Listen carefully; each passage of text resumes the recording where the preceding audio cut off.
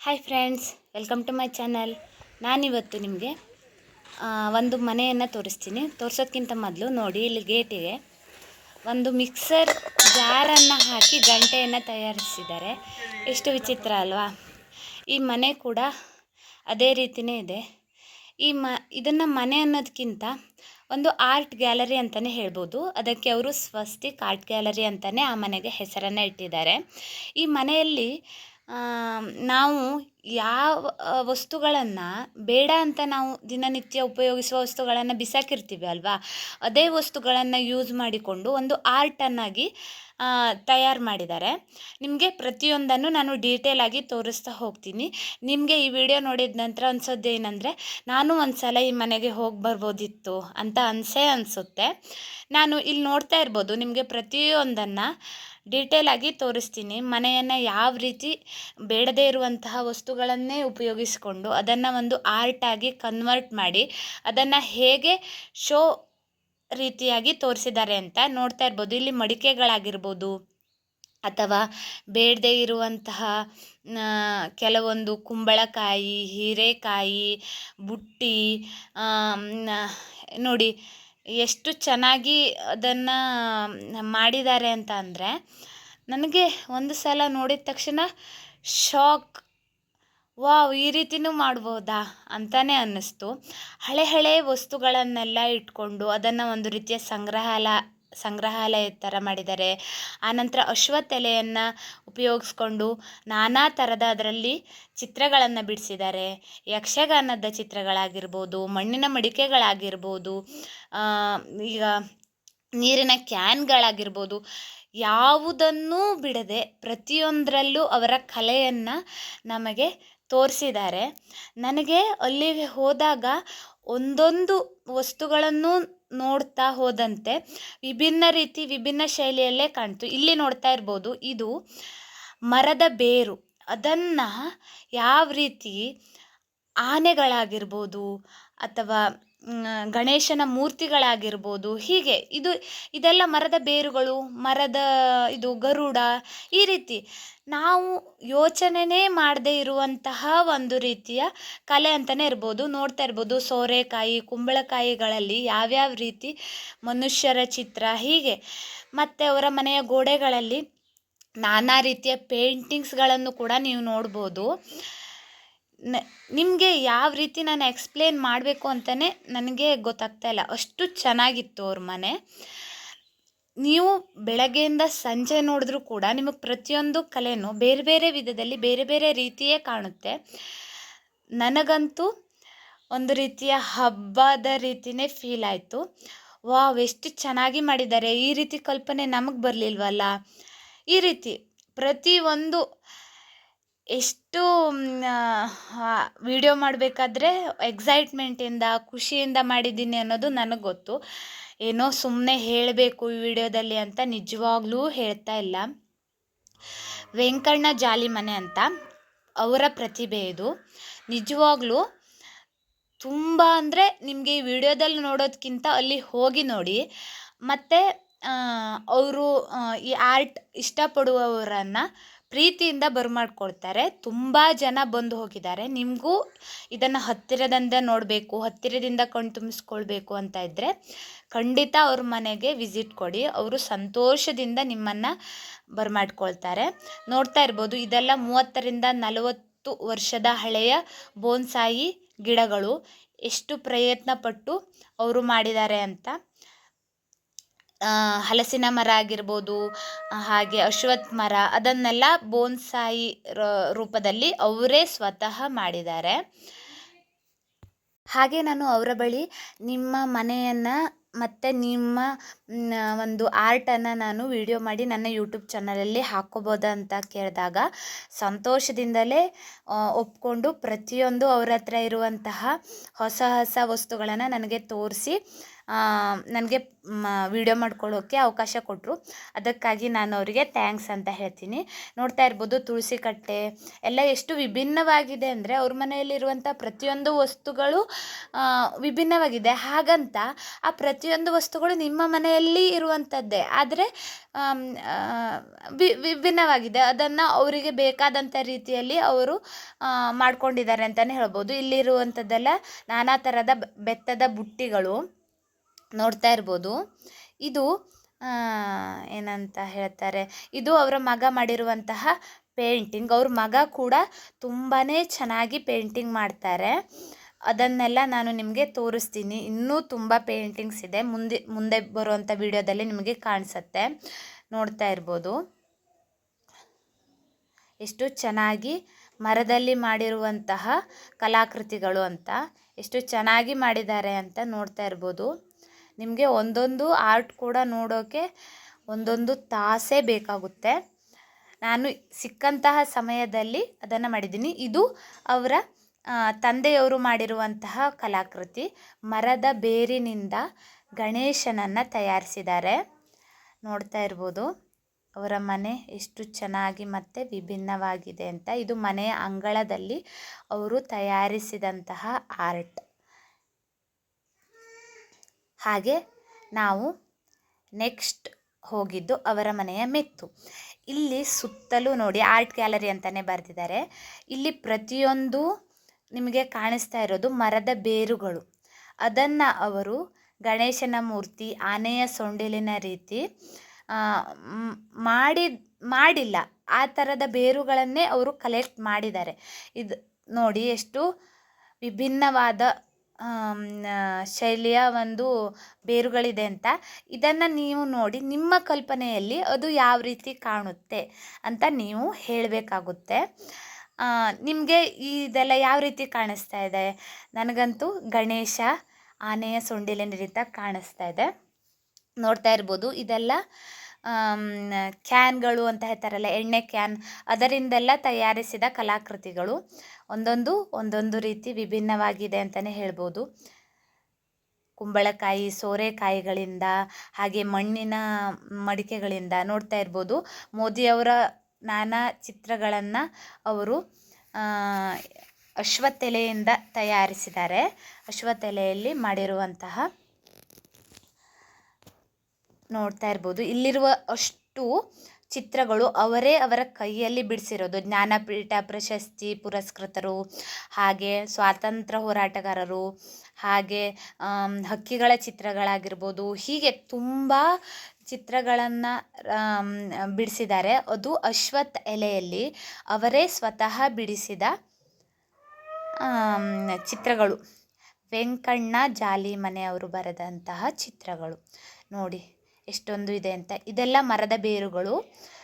ಹಾಗೆ ಅವರಿಗೆ ಇನ್ನೊಂದು ಹಾಬಿ ಇದೆಯಂತೆ. ಅದೇನೆಂದರೆ ನಾನಾ ಥರದ ಗಾಜಿನ ಬಾಟಲಿಗಳ ಸಂಗ್ರಹ ಮಾಡುವಂಥದ್ದು. ಇದು ಸರಿಸುಮಾರು ಒಂದು 30-35 ವರ್ಷಗಳಿಂದ ಅವರು ಮಾಡಿಕೊಂಡು ಬಂದಂತಹ ಹವ್ಯಾಸ. ನೋಡ್ತಾ ಇರ್ಬೋದು ಇಲ್ಲಿ ಎಷ್ಟೊಂದು ಬಾಟಲಿಗಳಿದೆ ಅಂದರೆ ಎಷ್ಟು 500,000 ಅಂತ ಏನೋ ಹೇಳ್ದಂಗೆ ಆಗಿತ್ತು. ನೋಡಿ ಎಷ್ಟೊಂದು ಬಾಟಲಿಗಳನ್ನು ಅವರು ಸಂಗ್ರಹ ಮಾಡಿದ್ದಾರೆ ಅಂದರೆ, ಒಂದು ಸಣ್ಣ ಬಾಟಲಿಯಿಂದ ಹಿಡಿದು ದೊಡ್ಡ ಸೈಜಿನ ಬಾಟಲಿವರೆಗೂ ಅವರ ಬಳಿ ಸಂಗ್ರಹ ಇದೆ. ಹಾಗೆ ಇದು ಸಂಗ್ರಹ ಮಾಡಿರುವಂಥ ಅವರು ತೆಂಗಿನಕಾಯಿ 2 ಕಣ್ಣಿಂದು, 5 ಕಣ್ಣಿಂದು, 4 ಕಣ್ಣಿಂದು. ನೀವು ಕೇವಲ 3 ಕಣ್ಣಿನ ತೆಂಗಿನಕಾಯಿಯನ್ನು ಮಾತ್ರ ನೋಡ್ತೀರಾ, ಆದರೆ ಇಲ್ಲಿ 5, 4, 2 ಕಣ್ಣಿಂದ ಸಂಗ್ರಹ ಮಾಡಿದ್ದಾರೆ. ಹಾಗೆ ಅವರ ಬಳಿ ಹಳೆ ಕಾಲದ ಕ್ಯಾಮ್ರಾಗಳನ್ನು ಕೂಡ ನಿಮಗೆ ಈಗ ತೋರಿಸಿದ್ದಾರೆ. ನಾನು ಈ ರೂಮನ್ನು ಒಂದು ಸಲ ಡೀಟೇಲ್ ಆಗಿ ವಿಡಿಯೋ ಮಾಡ್ತಾ ಇದ್ದೀನಿ. ನೋಡ್ತಾ ಇರ್ಬೋದು ಎಷ್ಟೊಂದು ವಿಭಿನ್ನವಾಗಿದೆ ಮತ್ತು ಹೇಗೆ ಸಂಗ್ರಹ ಮಾಡಿದ್ದಾರೆ ಅಂತ. ನಿಮಗೆ ಸ್ವಲ್ಪ ಧೂಳುಗಳು ಕಾಣ್ಬೋದು.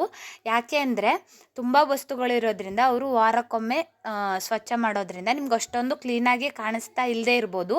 ಆದರೆ ನೀವು ಅದನ್ನು ತಲೆಯಿಂದ ತೆಗೆದು ಹಾಕಿ ಅವರು ಸಂಗ್ರಹ ಮಾಡಿರುವಂಥ ಬಾಟಲಿಗಳನ್ನು, ಅವರ ಹವ್ಯಾಸವನ್ನು ನೋಡಿ. ಎಷ್ಟು ಬಾಟಲಿಗಳನ್ನು ಸಂಗ್ರಹ ಮಾಡಿದ್ದಾರೆ, ಎಷ್ಟೊಂದು ಅಶ್ವತ್ಥೆಲೆಯಿಂದ ಚಿತ್ರಗಳನ್ನು ಬಿಡಿಸಿದ್ದಾರೆ ನೋಡಿ. ಗಣಪತಿ ಚಿತ್ರಗಳು ನಾನಾ ಥರದ್ದು, ಆನಂತರ ರಾಷ್ಟ್ರ ಪ್ರಶಸ್ತಿ ಪುರಸ್ಕೃತರ ಬಗ್ಗೆ. ಹೀಗೆ ನೋಡಿ, ಹಳೆಯ ಕಾಲದ ಸೈಕಲಿನ ಒಂದು ಚಿತ್ರ ನೋಡಿ. ಇದು ಆನೆಯ ಮುಖದ ರೀತಿ ಇದೆ ನೋಡಿ. ಎಷ್ಟೊಂದು ಡೀಟೇಲ್ ಆಗಿ ಅವರು ಸಂಗ್ರಹಣೆ ಮಾಡಿದ್ದಾರೆ ಅಂತ. ಪ್ರತಿಯೊಂದು ಗೋಡೆಗಳಿಗೂ ಅವರ ಆರ್ಟನ್ನು ನೀವು ನೋಡ್ಬೋದು, ಎಷ್ಟು ಚೆನ್ನಾಗಿದೆ ಅಂತ ನೋಡ್ತಾ ಇರ್ಬೋದು. ಹಳೆಯ ಕಾಲದ ಬೆತ್ತದ ಬುಟ್ಟಿ, ಇದೆಲ್ಲ ಅವರ ಮಗ ಬಿಡಿಸಿದಂತಹ ಸುಂದರ ಚಿತ್ರಗಳು.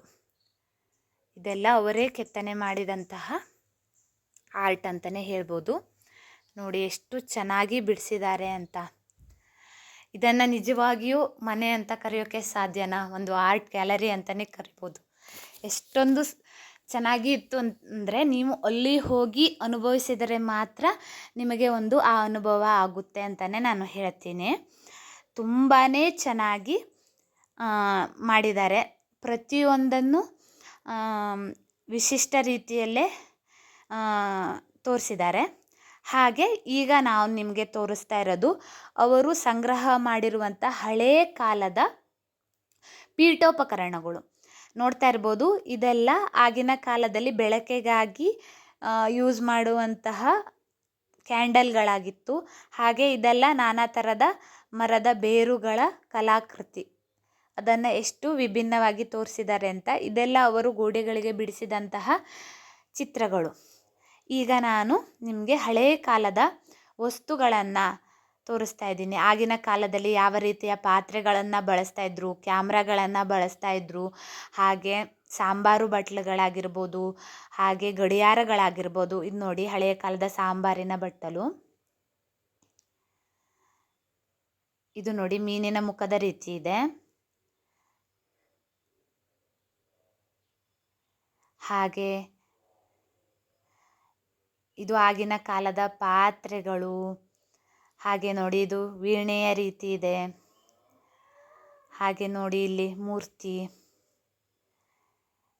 ಪ್ರತಿಯೊಂದು ಹಳೆಯ ಕಾಲದ ಪ್ರತಿಯೊಂದು ಕತ್ತಿಗಳಾಗಿರ್ಬೋದು, ಹಾಗೆ ಮಣೆಗಳಾಗಿರ್ಬೋದು, ಪ್ರತಿಯೊಂದನ್ನು ಎಷ್ಟು ಸಂಗ್ರಹ ಮಾಡಿ ಇಟ್ಟಿದ್ದಾರೆ ಅಂದರೆ ನೀವು ನೋಡದೇ ಇರುವಂತಹ ವಸ್ತುಗಳೆಲ್ಲ ನಿಮಗೆ ಅಲ್ಲಿ ಕಾಣುತ್ತೆ. ಇದು ನೋಡಿ, ಚಕ್ಕಲಿ ಮಾಡುವಂತಹ ಸಾಧನ.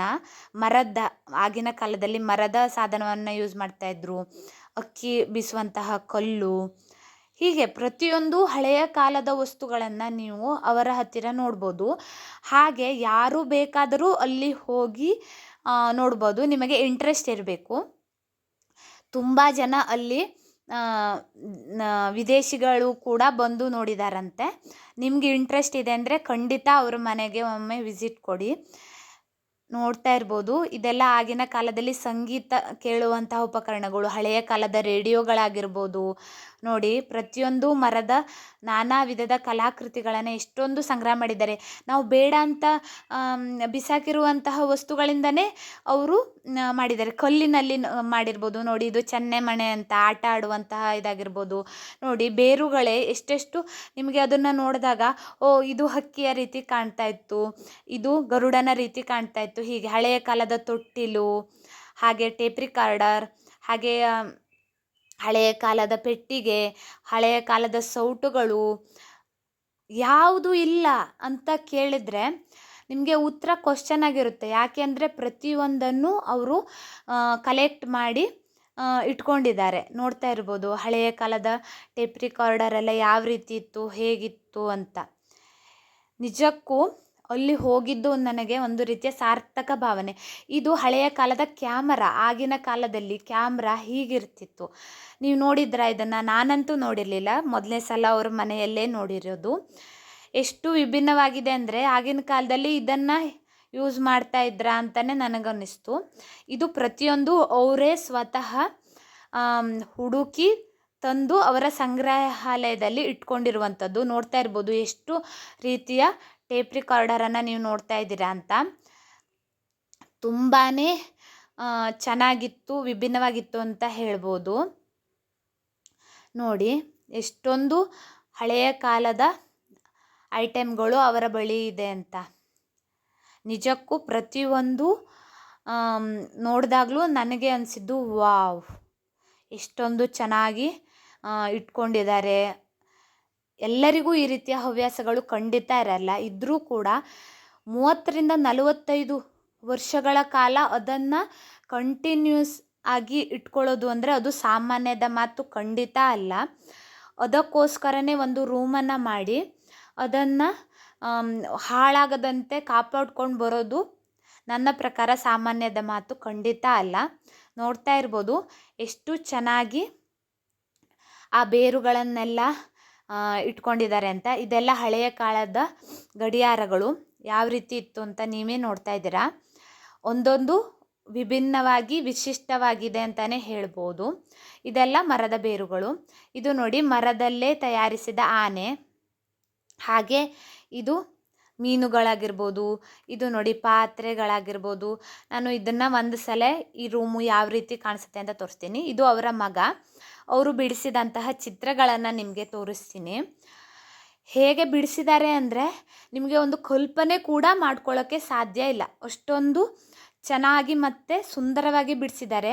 ಒಂದೊಂದು ಚಿತ್ರ ಬಿಡಿಸೋಕ್ಕೂ ಅವರು ಎಷ್ಟು ಸಮಯ ತಗೊಂಡ್ರು, ಎಷ್ಟು ತಾಸುಗಳು ಅವರು ಅದಕ್ಕೆ ಪರಿಶ್ರಮ ಪಟ್ಟರು ನಿಜಕ್ಕೂ ಗೊತ್ತಿಲ್ಲ. ಆದರೆ ಆ ಒಂದು ಚಿತ್ರದಲ್ಲಿರುವ ಭಾವನೆಯನ್ನು ನೀವು ನೋಡಬೇಕು, ನಿಜಕ್ಕೂ ತುಂಬಾ ಸಂತೋಷ ಆಗುತ್ತೆ.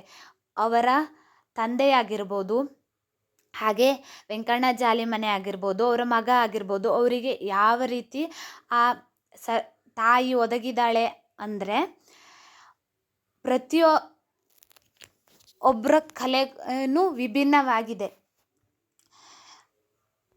ನಿಜಕ್ಕೂ ಅವರ ಮನೆಗೆ ಹೋದರೆ ನಿಮಗೆ ಈ ರೀತಿಯ ನಾನಾ ವಿಧದ ಅವರ ಒಂದು ಪ್ರತಿಭೆ ನೋಡೋಕೆ ಸಿಗುತ್ತೆ. ನಿಮಗೆ ಸಾಧ್ಯ ಆದರೆ ಖಂಡಿತ ಹೋಗಿ ಹತ್ತಿರದಿಂದಲೇ ನೋಡಿ ಬನ್ನಿ ಅಂತಲೇ ನಾನು ಹೇಳ್ತೀನಿ. ಎಷ್ಟು ಚೆನ್ನಾಗಿ ಅದನ್ನು ಇಟ್ಕೊಂಡಿದ್ದಾರೆ ಮತ್ತು ಇದೆ ಅಂದರೆ ತುಂಬಾ ಚೆನ್ನಾಗಿತ್ತು. ನಾವು ಅವ್ರ ಮನೆಗೆ ಹೋದಾಗ ಅವರು ಪಡವಲಕಾಯಿಯಿಂದ ಚಿತ್ರವನ್ನು ಬಿಡಿಸ್ತಾ ಇದ್ದರು. ಅವರು ಬೆಳಗಿನ ಸಮಯದಲ್ಲಿ ಅವರ ಜಮೀನಿನಲ್ಲಿ ಕೆಲಸಕ್ಕೆ ಹೋದರೆ ಸಂಜೆ ಬಂದಾಗ ನಾವೆಲ್ಲ ಮೊಬೈಲು ಟಿ ವಿ ಅಂತ ನೋಡಿದ್ರೆ ಅವರು ಈ ರೀತಿಯ ಕಲಾಕೃತಿಗಳನ್ನು ಮನೆಯಲ್ಲೇ ಕೂತ್ಕೊಂಡು ಮಾಡ್ತಾರೆ. ಎಷ್ಟೊಂದು ಸುಂದರ ಹವ್ಯಾಸ ಅಲ್ವಾ. ಖಂಡಿತ ಒಂದು ಒಳ್ಳೆಯ ಪ್ರತಿಭೆ ಅವರಿಗೆ ಇದೆ ಅಂತಲೇ ಹೇಳ್ಬೋದು. ನೋಡಿ, ಇದು ಅವರ ಮನೆಯ ದೇವರ ಕೋಣೆ.